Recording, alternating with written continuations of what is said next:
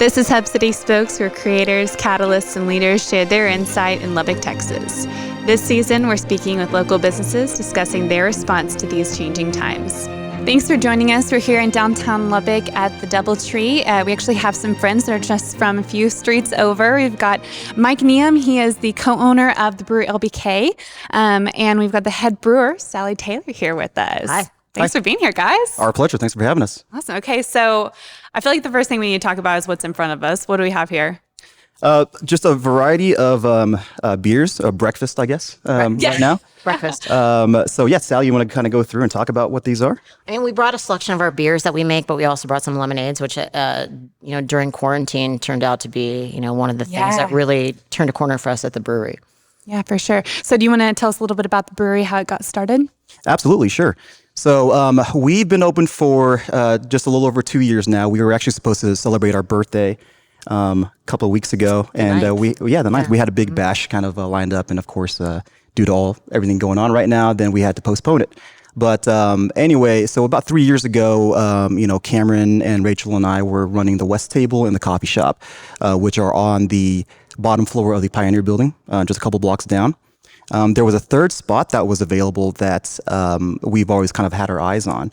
And, we kind of brainstormed on what kind of concept we wanted to put there and what would work, what would be successful, what we can get behind, what we would be passionate about, and what would kind of provide some cohesion and kind of sync all of our concepts together. So a brewery just made sense. From the standpoint of being a restaurant that was very chef driven and doing things that were made from scratch and things like that, it just made sense to do that. And us being craft beer fans anyway, as it was, then it came to fruition. Yeah. What do you think about being in downtown? We love it. Obviously downtown is growing quite a bit right now. It's a very exciting time to be here. And, it's very much a destination location. People who live in Lubbock, they really want a thriving, bustling downtown. And it's exciting to be a part of that and to help that grow and to be, help contribute to the success of downtown Lubbock. And so especially being on that corner,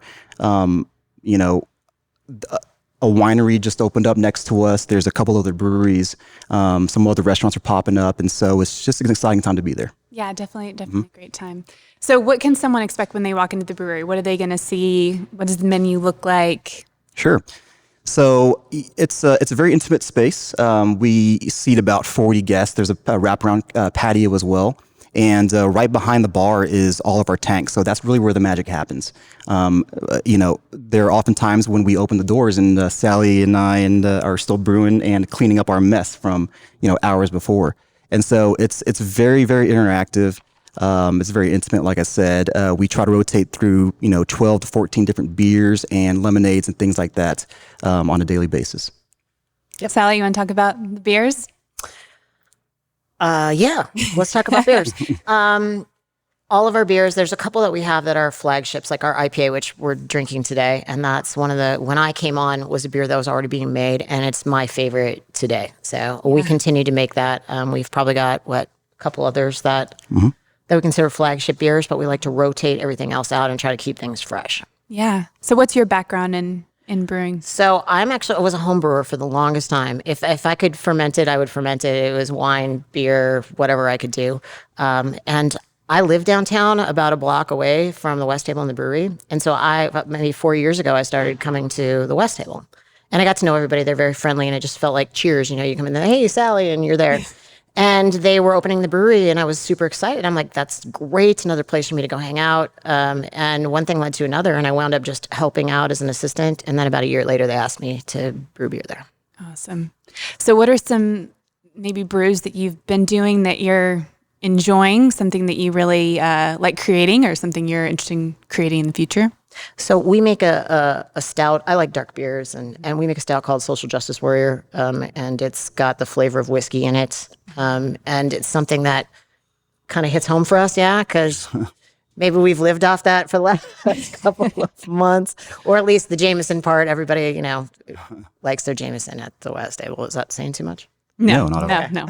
no. And so we created a beer. I created a beer that that kind of reflected that, and it's been really popular. So it's still, we actually have a batch of it that's about ready to be released coming up this next week. Awesome. So you said you have kind of like the mainstays, and then do you do kind of seasonal ones? Yeah, we try to be seasonal, especially, nobody wants to drink a big, heavy, dark beer in July. So, yeah, we do. Right now, we've got some lighter beers that we're running through. And then last year, we made a Marzen, which is an Oktoberfest, and it was very popular. So we're going to start brewing that pretty soon to release in the fall. And then we'll have some more desserty, heavy beers to release through Christmas, fall Christmas. Cool. And then start it all over again. Yeah, that's one of our approaches to brewing beer. And one of the exciting things about it is that we kind of just rotate through and do whatever we want. Obviously, we have our flagships, things that people want to see on a pretty year-round basis. But other than that, we can fill in the gaps and play around and have some fun. Being from a culinary background and restaurant background, Chef Cameron obviously went to culinary school and he's got a very good palate. We like to bring in things that are seasonal. Things that are kind of local, if as much as possible, and so that's what's made it fun to achieve those different flavor profiles and play around and do things that are different that you may not see otherwise. Yeah. Speaking of cuisine, what kind of foods are paired with if someone's wanting to grab a bite to eat with a good beer? Sure. So our kitchen is actually from the West Table, and so as of right now, we're doing kind of we're emulating what our to-go menu is over there. A lot of what our to-go menu is right now is kind of predicated on things that are a little more simple and handheld and kind of more economic for people to pick up, so to speak. And that really works well in the for the concept of a brewery. When you go to a brewery, you want to have some snacks, you want to have some handheld things, and that's kind of what we provide. And we do utilize our beers in a lot of our cooking as well. So. If something makes sense, if it's a good pairing for it, kind of very much like wine is, then we'll use that for a sauce or for a base or for a braise. Oh, yeah, very cool. Mm-hmm. So I know you guys have been busy since you opened, and especially now I've been hearing that like y'all have been canning beers, I guess, with everything that's going on. And yes. From what I hear, you can't keep it stocked. Like literally the second you announce that you've got it, it's gone. So what's it been like for you guys? It's really become it's a monster. We started doing lemonades several months ago, really before the whole COVID-19 Yeah, started I want to happening. say like way before. We've been doing them in house, and we would just put them on tap, 5 gallons at a time, and I just change flavors whenever, Yeah. And I think we put a flavor out maybe the first week. And it sold so fast. We're like, oh, I guess we better double the next one. And that sold really fast. And then all of a sudden, we're staring at each other and we can't believe how much we're selling. And we really owe people of Lubbock so much for that because they supported us. And it really brought in also a whole new group of people to the brewery that didn't even know we existed, I think, which is great. Yeah, definitely.